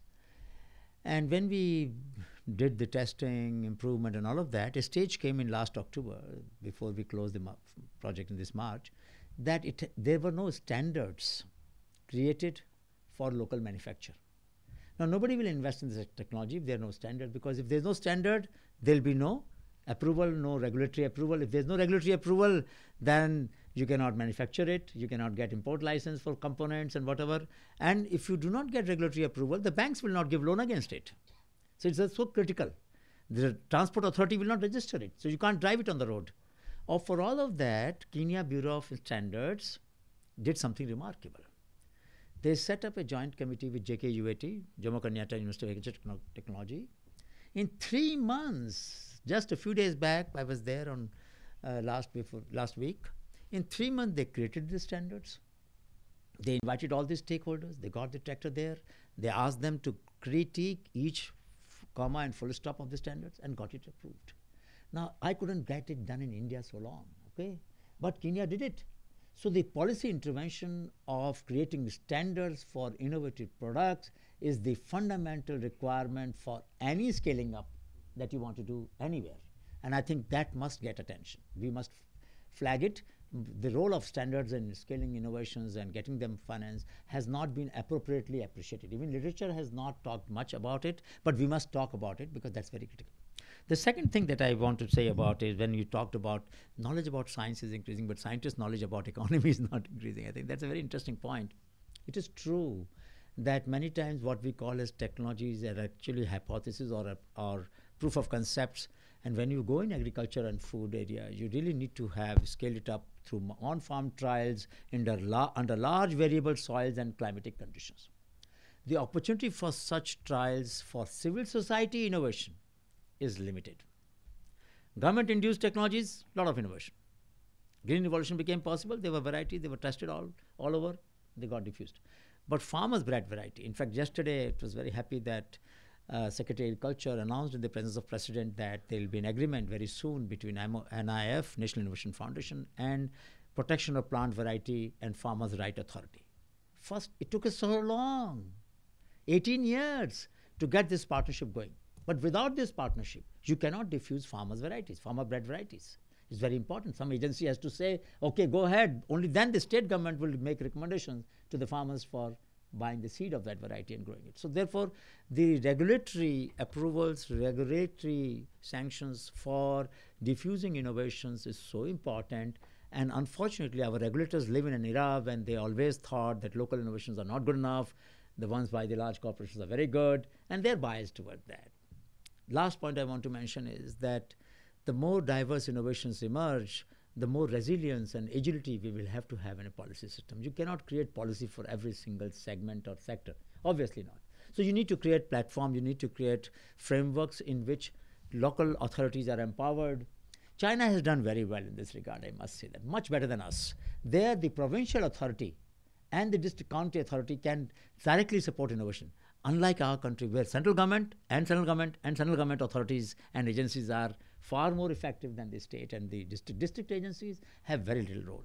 I created a district innovation fund, helped in creating a district innovation fund in 13 Finance Commission.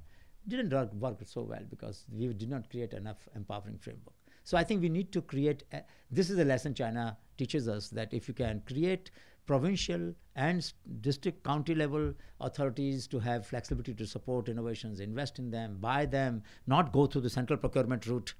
Public procurement is very vital for diffusion of innovations, and we have to play that role up. And for that, can we empower the local authorities and agencies to do that at their level rather than going everything to the central level?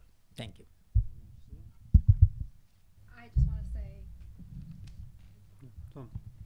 I just want to say that he mentioned scale twice. Yes. In the process. I think all of the questions have a common underlying feature, which is risk, and who's willing to take the risk on whether it's civil society, whether it's bottom-up innovations, and we keep thinking that the private sector is going to get there. We think civil society doesn't have the money to do it, and frankly, the only place where risk actually happens is government. And that's the development agencies, that's the governments themselves. If I even look at my own government in the United States, the risk-taking when you talk about the internet, when you talk about investing in satellites for weather, when you talk about GPS, all of that was government. None of that happened with the private sector. Now the private sector can adapt it and will do more with it, and they get the data and provide you weather data, they provide you the maps. But at the end of the day, the risk-taking, the hardcore risk-taking, especially where you have to invest in people and communities, it's the government, because they have to look at the whole population, not a portion of the population that can make money, and it's really not the private sector's responsibility, because their job isn't to provide to everybody, their job is to create a business model. So I do think the government matters in this case. So one, thinking about how the governments or international development agencies better create pipelines for risk-taking and for innovation to scale. So how do you start with innovation, whether that's small-scale innovations that have the potential then to grow and then to scale? And where I've seen that happen is when the government generally buys down the first layer of risk. So whether it's the USAID, whether it's DFID, whether it's others, the governments tend to buy down the first layers of risk. In fact, the Global Innovation Fund is governments funding it because they are buying down the first layer of risk in order for those innovations to grow and scale. So it's super important to think about that. Secondly, I think one of the things that's always missing in this case, and especially where you want to measure social and environmental impact, is data. We tend to talk about it, but we don't actually know which data we're all looking for. So I think there's some question of how do we collect that data? How do we collectively collect that data where it doesn't become about failure or success, but it becomes about an adaptation process of learning how to use data effectively for scale over time. And then finally, I would say, look, policy is critical in all of this. There's no way we're going to leave out the concept of how to train governments to allow them to be adaptable. We train governments right now for success or failure. So this program's great, therefore adapt it and adopt it, scale that program, but it's not really about programmatic scale. It's about scaling and impact, and which is Alex's point, I think, on outcomes. Are we paying for the outcome we want, or are we just paying for the number of programs? And I'll give you a simple example for my own city. I live in Washington, D.C. I had this summer, and I spent time looking at all 200 organizations working on education in Washington, D.C. After I read all of the reports, you would have thought we have solved the education problem in Washington, D.C. Yet when you look at the macro, when you look at the number of whether anything has changed, the answer was 0. But individual reports programmatically all look like we all had successes. So the big question is who's looking at the outcome, not at programmatic successes, and we tend to equivocate scale of a program with scale of an outcome. And that's not the same thing. So we actually have to think about how to scale outcomes and not just individualized programs. All right. Okay, just a couple of points. One is the role of policy. The role of policy is not just means government introduces more policy. Sometimes actually it's just opposite. You can remove some of the barriers, remove some of the bad policy to let innovation to occur. So that's very critical. My second point is about the financing, particularly in the case of Nepal. Yes, the government can do it, but the private sector could also do it through this so-called innovative financing, the blend financing and so on, and sometimes actually the public and the private partnership. The green funds created by IFC, I wish they could do more, like maybe food and nutrition funds. So the role of IFC funds could help to de-risk, could help to provide social environmental results of that investment, so that funds to invest. I think we talked a lot about that, but we have not moved to large scale. And somewhere here, somewhere there, we need to do more. I think this is a very innovative idea. Maybe Alex can try to help to solve. Now, on the knowledge, yes, we have seen a tremendous amount of knowledge information produced. Why there's a very little uptake? I think part of the problem is there are also lots of fake knowledge, fake information, fake data. But we don't have a clearinghouse to show which one is good, which one is bad. I think if you are heard once, then you will be very reluctant to do another time or second times. I have seen many cases like that. So can we create some sort of knowledge clearing houses, different issues, different subjects, different levels? Who is going to do that? The government, or maybe some of the public sector. Private sector is not going to do that, or maybe some industry through the or self-regulation could do it. So that's the missing part. Well, the nice thing about going last is that everybody said lots of interesting things already, and I agree a lot with the points about the critical role for government and thinking about using risk-tolerant money to de-risk things so that other backers can come in to help innovation scale. And DFID's role in M-Pesa is a good example of that. As a colleague from ODI said. I'll take a separate tack and talk about this question of, when have we seen an iterative learning approach work in development, and just tell a very brief anecdote about one of the programs that the Global Innovation Fund supports. In very brief, there's a very regular, predictable seasonal famine in the north of Bangladesh every year.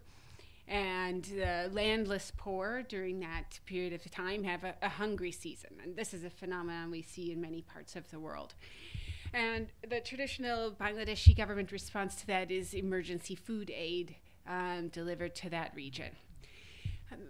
A interesting puzzle is that there are unskilled labor jobs available in other cities and towns nearby to that region, but the labor market doesn't clear. So you have this arbitrage opportunity that's left unexploited. And why is that? It's because people are rightly extremely risk averse. You send an adult male to town to see if he can get a job. If he hurts himself or he can't find work, your whole family could be even worse off than you are. At the margin of subsistence, it's pretty hard to manage through that kind of risk.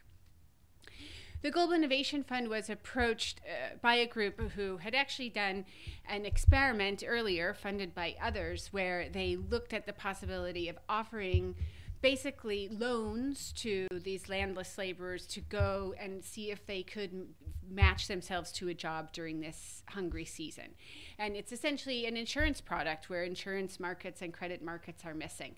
You can go and try. You've got the return bus ticket in your pocket. If you need to come home, you can. You're insured against the bad outcome. And the initial experiment there showed that when people took up those bus tickets, you had something like 600 calories per person per day as the average impact of that on those families. So that means women and kids going back from 2 meals a day to 3 meals a day. And the first thing and what a cool result, right? And that's the kind of thing that, I've been in this world of evidence-based development a while. In the old days, it was like, great result, scale it up. And, that's exactly an example of where you need a ton of iteration and a ton of learning before you have anything that is scalable in any sense of the word. Like, what are the unintended consequences of that at scale when you think about general equilibrium effects in the villages where people are moving from? Do food prices go up? What about in the places where people are going to? What happens to housing rental markets in places where land is very scarce? Et cetera, et cetera. All of us sitting here could come up with 10 things you'd be worried about. And so the first thing we funded was, okay, let's see if you can do this at a bigger scale and stop measuring consumption, but measure all these other things that you care about. And also see how you can drive down the cost of this project, because cool result, but pretty costly to do it the way you did it. And so that was the first thing that we funded there. And now they're working on, again, bringing this up a little bit larger and a little bit larger. So 5,000, 40,000, 200,000 people. And you're beginning to cover an interesting amount of people with this program, but constantly learning while you do it. Is this program at scale now? No, but is it on that path of going there and learning together? It is. And one of the things that I would end on about that is there's never going to be a point where we're like, it is proven. this program is effective. It works. Like, in fact, we have to think about that question like Bayesians. You know, like, I keep updating my priors about this program as I generate more information, rather than applying some kind of precautionary principle of, okay, we've had exactly 5 RCTs, and so that means forever and ever this works. By the way, our Global Food Policy Report 2018 summarized that case, the seasonal migration through financing, the impact on nutrition. Excellent. Okay, very good. So we're going to be running a bit over. We started late. I did promise 3 last questions. I'm just going to take those 3 that I saw. So first is here. Hello, my name is Venkatesh. I'm from DST Center for Policy Research, Lucknow. I work on agriculture innovations, and recently I surveyed about 1,100 farmers in 4 large states of India. And one of my questions was, do they like farming, and who will carry over in the next generation? Like, are their children willing to adopt farming? 95% of them said no. So we have to also worry about the subject of the entire dialogue. Like, we are working on innovation, and we also use the term called bottom of the pyramid. I would replace it with the base of the pyramid, because they are the 90% workforce, 56% of the total labor in the agriculture, and 90% of the informal workforce they provide from this large base of the economy. So when the aid or funding comes, they are scale non-neutral. They like bigger scale, they like centralized approach, and they destroy the entire social network and social endowment, the social capital. You know, so when you compare the innovation which is foreign, which is aid-led innovation, which is centralized innovation, that also destroys the pervasive or what is there in the local capacity, the endowment, the network, because the farmers, they are actually learning from the neighbor farmers, the immediate neighbor, and this is how the incremental innovation is happening across generations, the incremental innovation. So how do you take care of this kind of situation when the aid, the technology which is scale neutral, scale non-neutral, it loves bigger the better, not the small is beautiful. Thank you.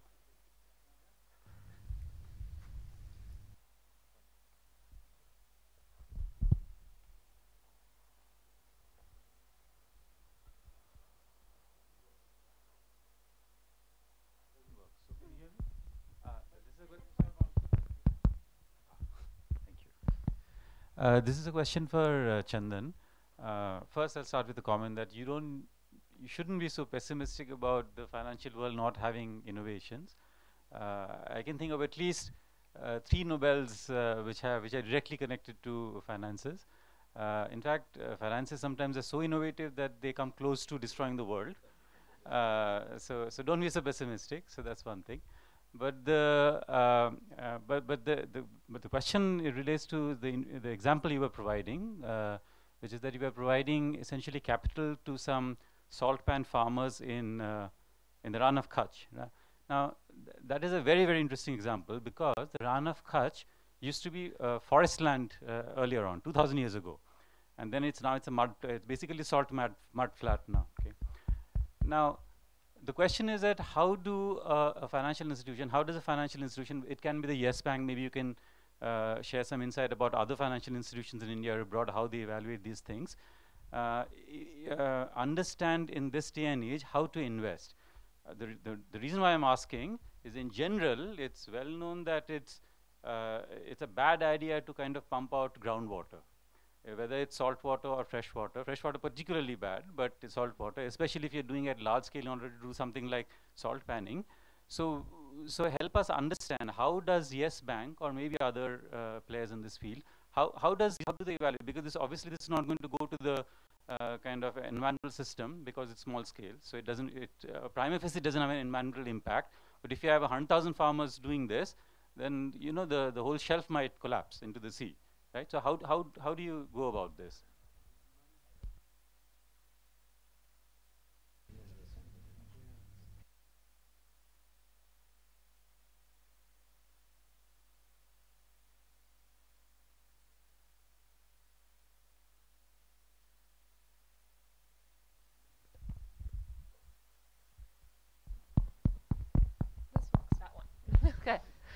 innovation on the spot. So I had a specific question for Schengen, but of course anybody else from the panel is welcome to address it, which has to do with some of the technological advances and innovations and experiments in the agricultural sector in particular. We've had some GMOs, we've had fertilizers, we've had all kinds of things which have increased the yields, crop yields, but not necessarily provided better and more nutritious food for people. And very often the poor are actually the ones suffering the most from this. So I'm just wondering, from IFPRI's perspective, for example, how do you look at this? You know, the trade-offs and the impacts of innovation and technological advances, specifically, of course, in the food sector and agriculture. Very specific questions this time. I'm going to go through, so I have to stop now. Go through the panel, some of Alex this time. 30 seconds each, please. Wow, Use okay. 10 of them. I like the putting on the spot thing.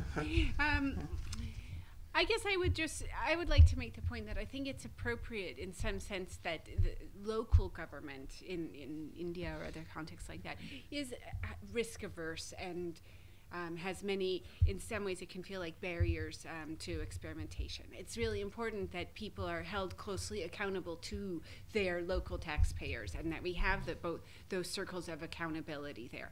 If that means that failure is costly, there's kind of trade-offs are acceptable to take. That's how you combine other kinds of capital together to help take some risks. Okay, the 2 points related to food, agriculture technology. The first one is smallholders. Can smallholders benefit from technologies? I think just technology per se is rather scale neutral. I mean, even the Green Revolution, smallholders adopted lots of technologies. But that does not mean in the modern society smallholders will not be punished, partly because they have access to internet, access to other services. I think it's very critical to use all these technologies to make sure that all smallholders have access to certain technologies, to certain services. Here, I also want to say that for some very small marginal farmers, the only way is to move them out. I know a lot of people don't want to hear that. They cannot survive. A small plot of land. 90% of the Indian farmers will have to be moved out. Well, I think if the Indian economy is continue to grow at 7% per year, you will generate a lot of jobs in the cities. I mean, I came from China. Huge migration. That was the most effective way to increase farmers' income, to move them out of poverty. I think, I know a lot of people don't want to hear that. That is the reality. Now, on the GMO, I think we must use the science evidence here to see, okay, so far, any scientific papers have not said that GMO is harmful to your health or to the environment. So let's make sure that science with it. Now, it is true that GMO used to be designed to increase farmers' yield or to increase insects or disease resistance, like a BT cotton over here. Here, again, here in India, millions of smallholders, cotton producers benefit from that. It's just that some of the NGOs, I don't know, civil society is a mixed bag. They push very hard against that. So now there are other technologies, gene editing. You even don't need to change the genes. You just add the genes within that crop. Can increase the yield, can wake up a nutrition gene. Crop could become more nutritious even without adding the genes there. I mean, we have to be open-minded. So if we wanted to have innovation to happen, that sort of policy regulations will be so critical. Otherwise, we just tighten our hands. And then even you have beautiful innovation technology, that will not happen. That will not benefit the society. That will not benefit the environment. I just want to leave us with a thought, and I think in the development space, we think about small is beautiful, and in the technology space, people are talking about driverless cars. And what I would urge us to think about is, what is our vision of what is possible versus what is incremental? Because what we end up in for 25 to 30 years, we'll keep talking about incremental change, and the move is up here, the move is going here, and we're kind of meddling along, and then we're like, the gap is growing bigger. And if we don't start thinking that big in the development space, we're not going to win in this game because the gap is only getting bigger. And what I worry about is that we get, and I'm not, and my friend here on this side is going to talk about it, but I just do think that I want us to keep that in our mind, because that's where people are talking. And when I mean by driverless cars, let me just give you an example. When we talk about driverless cars, it's not that you get to the driverless car, it's that the number of technologies that got built into that driverless car are things that are in cars today. Whether it's how you park your car, whether it's telling you if somebody's on your side, whether it's stopping by itself. There's all these technologies that are getting adapted faster. And we have to think about that process of what is that vision here, but everything that can get adapted in the process of it. And I don't know what the answer is, but I do feel like we talk about development here, and there's a conversation that's taking place here, and we're not meeting that gap in some way. Yeah. I would only refer to the nutrition issue because that's very critical. We have 43% children malnourished, 60% women in many states are anemic. The agenda that we have developed are threefold, the three elements of it. One is that the rain-fed regions, which have the highest poverty, maximum migration, out-migration, greatest distress, actually have a strong privilege, which is that their soils are not drained because there's no rain, not much rain. Therefore, the soils are mineral rich. The crops that grow there are extremely mineral rich, and they can become the functional foods for large number of chronic disease affected and malnourished people. So one of the strategies we are working on is with government and with UNICEF and others as to how do you convert the neglected crops, neglected millets, neglected minor millets and other crops into functional food for the poor, which means we change the public distribution system, we change the entire attention of the agriculture on feeding everybody by wheat and maize. The second thing is that there are lots of plants, lot of weeds in the agricultural field which are very mineral rich, which are very nutrition rich actually. Why do they grow so well? Because they can outcompete, they can grow well, they can grow very fast. That's their strength. What do we need for malnourishment, overcoming malnourishment? Resources which will help children grow better. So these plants, the weeds so-called, are extremely rich sources of growth factors. And we are working on that. That's the second factor. And these are all disruptive. These are not the one that any policy paper you can show me which has pointed attention to this. And I think disruption can come through diversity also. All rainfed regions are very diverse. But they have grown, they have all different kinds of minerals. Zinc is one of the major deficiency, and so is magnesium. The arthritis is becoming a chronic problem in our country. What is the major source? Boron. Where does it come from? The local varieties of maize.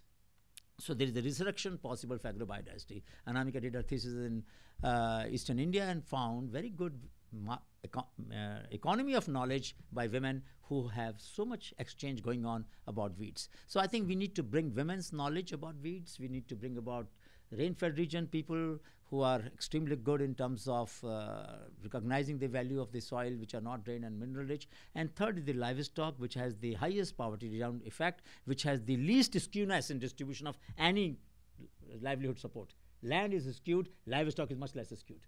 So any economy which based on livestock would go a long way, and unfortunately we have neglected livestock like anything except the crossbred and except a few species. The goat, the sheep, and the local breeds of poultry, all of them have been neglected a great deal. Hybrid poultry, yes. So I think there's a possibility of overcoming these problems that you have very rightly mentioned in our lifetime, in the next 20 years, maybe 10 years, if we change the gears towards more production in some regions and to the neglect of other regions. I would specifically want to respond to these gentlemen right at the front. See, I probably have not communicated that properly, but the entire point of what I said was that financial sector can innovate, and therefore those three examples which were primarily on innovation. Why I said that? Because conventionally financial sector is not referred to be very innovative. It's more of mathematical in nature that it is referred to. So that's one point. Now, in terms of risks and how risks are evaluated, see, risks, given the developments that are happening, the changes in demography, the changes in environmental systems, social systems, there is, of course, the first factor that comes to our mind is risk. And risk can be converted into opportunities. That's how the sector is evolving right now. From a risk perspective, specifically what we do at Yes Bank is we've got an environmental and social risk policy. So the investments that we make have to be evaluated through that environmental and social risk policy. And it is not just a policy to be there, to stay there, but it is actually there in principle because it is also a part of our credit risk policy. And you would know that any investment has to be evaluated from a credit risk perspective. And there have been times where we've said no to certain, projects because the client was not ready to absorb the costs or initiate certain mitigation measures, and the business teams were after us that why is it that you're saying no to such a project, because there are so many other competitors in the market who are ready to say yes. But eventually 5 years down the line, when the project does not take off due to environmental and social constraints, that is when you realize and go back to your systems and sort of admit that this is something which we did right in the first place. Professor Gupta, you wanted to add I something? just wanted to tell that this brine thing that you mentioned, the brine is a shallow water, first of all, just about 30 feet. It's on coastal areas, so there's no environmental issue there. And when you accept in the brackish water fishing area where the prawn culture and other thing, there's an environmental problem, but not in the salt making area, because it's all saline anyway. And rains come and this salt has rained. So every year rains come up to, at the time before the rain, salt making stops. Once the rain comes, they all wash away all the pens. So there's no issue there. No collapse possible. Thank you, everyone. Just a few concluding remarks then. I started my opening remarks by saying innovation drives development, so innovation is obviously good and we should do it. So let's just do it. And what's evident from the talks is that innovation is risky, and so people don't like taking risks. There's a bit of a tension there, and that brings in the role for government, both in taking risks and enabling risk taking.